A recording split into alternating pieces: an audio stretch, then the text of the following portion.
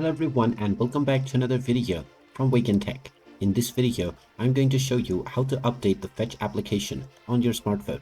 So let's get started right away. First of all, open up the iOS App Store or the Google Play Store depending on your device. And once you open it up, tap on the search box and then type in Fetch and start your search. Once you find the Fetch application, tap on it.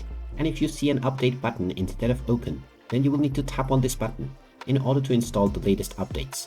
Just wait for a while until the installation is completed, and once it is done, you will see the open button once again, after which you can click on this to open up the app and continue using the latest version on your device.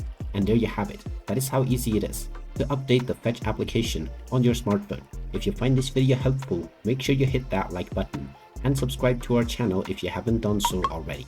Also ring that notification bell to never miss another update from us.